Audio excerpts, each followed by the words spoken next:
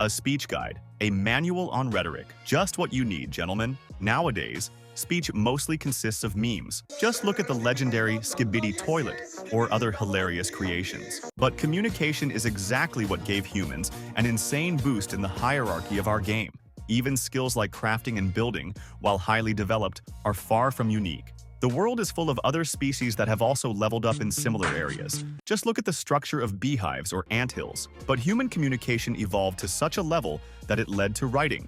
Writing, in turn, unlocked the science tree, which then accelerated crafting and construction even further. You get the idea. Words can literally kill, save lives, start or stop wars, shift the meta, and reshape entire governments. In short, speech isn't just a communication tool. It's a weapon, a lifeline, a means of control, and even a way to farm some serious gold. But before you dive into the meta, striding onto the podium with the face of a Greek orator, it's crucial to master the basics, starting with diction. Sure, it's great if your eloquence could make Demosthenes jealous and your vocabulary would have Shakespeare himself dropping to his knees. But if your grandiose juggling of highbrow words leaves everyone staring like NPCs after a failed dialogue check, then it's worth exactly nothing. Back in my university days, we trained diction through the cringiest exercises imaginable, pulling the weirdest faces like we were glitching out. From the outside, it looked less like speech practice and more like some bizarre ritual where a group of cavemen gathered around a sacrifice, chanting in ancient dungeon noises to summon the gods of articulation. The XP gained from those cringy rituals wasn't exactly game-breaking, but what actually gave a slight boost to my pronunciation was the good old-fashioned tongue twisters. You know, the classics. She sells seashells by the seashore, or how much wood would a woodchuck chuck? Some of them you'll nail on the first try, while others will still feel like a boss fight on attempt number 5. The key? Grind the ones that give you the most trouble. Those are your weak spots in diction, and leveling them up is what really matters. It's better to start with the tough tongue twisters for announcers, because sometimes they throw such insane sound combinations at you that by the 5th minute, your tongue is begging for mercy. A universal classic is the tongue twister allegory, which still stands tall today because of its complexity and the way it covers so many tricky sound combinations that pop up regularly in everyday words. A couple of friends of mine read it every day, and after a short time, the results were crystal clear. Another, equally important factor that affects how your speech is perceived and the quality of your delivery is a vast vocabulary. A good orator doesn't just speak clearly, they speak eloquently. And speaking captivatingly? Well, that's a bit tricky when your vocabulary relies heavily on Many recommend reading to expand your vocabulary, but I don't think that advice is universally helpful. Sure, reading can add some new words, but when it comes to integrating them into your everyday speech, that's where things get messy. Plus, if the material you're reading is too complicated, you'll end up Googling every other word, like, what does pulchritudinous even mean? Or, what is this transcendental mumbo-jumbo? And when you start using those obscure or just plain outdated words in everyday conversation to sound smart, the goal should be the exact opposite. Don't try to confuse or flex your vocabulary. The real skill is explaining complex things in simple terms so that even the most clueless monkey gets it. So, when choosing books, don't go for the ones that seem the smartest. Pick what interests you instead. Even in modern sci-fi or fantasy, there are plenty of cool expressions you can pick up and start using in your own speech. If you ask a dumb person what smart words they know, they'll immediately hit you with something like embargo, quarantine, or cardiomyopathy, hoping to sound fancy. Meanwhile, a smart person will look at them, stunned, because deep down, they never even suspected that these smart words even existed in the first place. You need to understand that pretending to be smart is way harder than actually becoming smart. So I suggest we cut ourselves some slack and go for the second option. Personally, I recommend all sorts of quizzes and semi-intellectual games. First off, it's way more fun than reading, especially if you're not into reading. And second, it's way more productive than those apps on your phone that claim to boost your vocabulary. If the group's fun, these games can get pretty emotional, and those moments will definitely stick in your memory, which, in turn, will boost your vocabulary.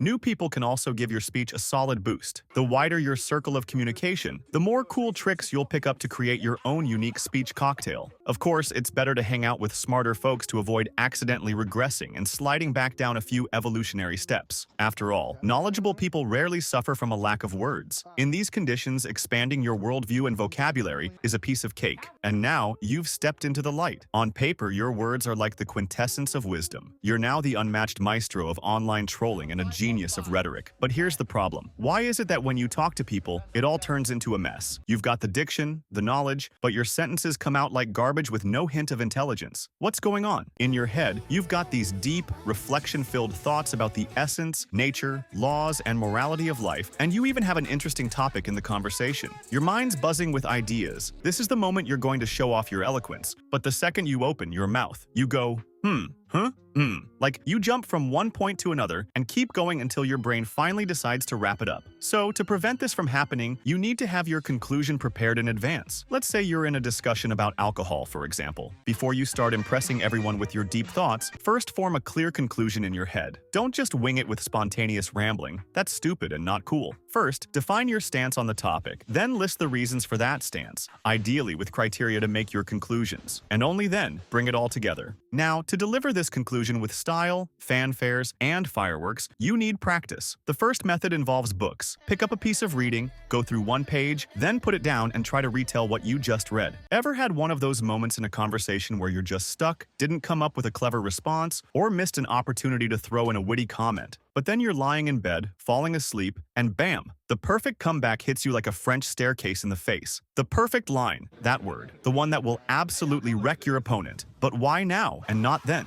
Well, this technique lets you come up with killer responses in the moment. Words practically fly out of your mouth, knocking everyone dead in their tracks. If you're afraid of books, you can try a different, less effective, but more chill method. Pick any object in your sweaty palms and start talking non-stop about it. The goal is to give a continuous, meaningful explanation. Naturally, you should keep up a steady pace, not giving your brain too much time to overthink. If anyone catches you doing this, they might just send you to a mental ill hospital. Yesterday, you were a perfect student, and today you're sitting there with a messed up face, arguing with a comb about the metaphysical properties of dark matter. Voice and intonation create the impression that we live in a progressive, civilized world, and only a rational being could build such a world. That's true, but also kind of not true. In our archaic brains, the foundations of animal behavior and perception are still there. They're evolving and becoming more complex, but those primal instincts haven't gone anywhere. For example, a deep, bass-heavy voice is often perceived as stronger, more powerful, and trustworthy compared to a high-pitched one. This is partly tied to hormones, like testosterone,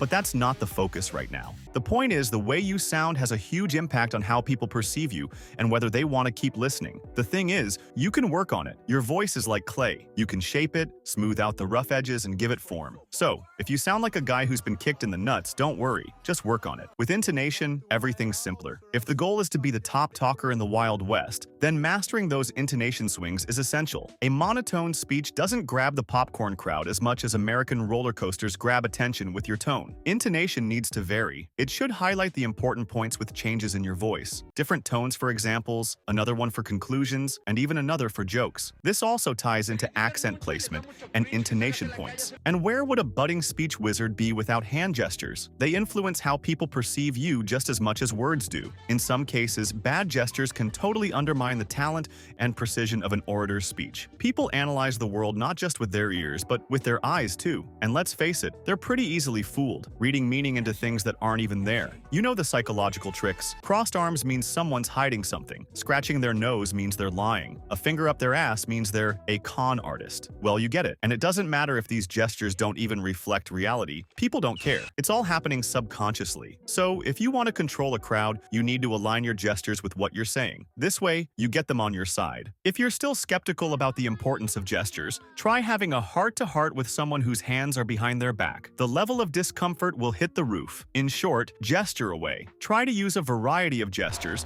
but keep them controlled. Highlight your points not just with tone, but also with body language. Keep your palms open and facing the audience. Respect personal space. No need to do some Italian breakdance with your hands trying to elbow someone in the face. That approach won't fly here. You can also throw in a little acting. Don't try to be Heath Ledger's Joker, but use your facial expressions, body language, and soul. Basically, create a show. You're not just Mike anymore, you're now an orchestra that can bring down tough guys with nothing but sheer charisma. Obviously without overdoing it. Make it look natural. This will loosen you up, boost your confidence, and make you more comfortable in social settings. Plus, it'll make you bolder with your humor. You'll start cracking more jokes, and the more you joke, the funnier you get. So, from a rhetoric guide, we've somehow ended up in a theoretical lecture on charisma. Don't thank me, just drop a huge like in the comments and hit that subscribe button.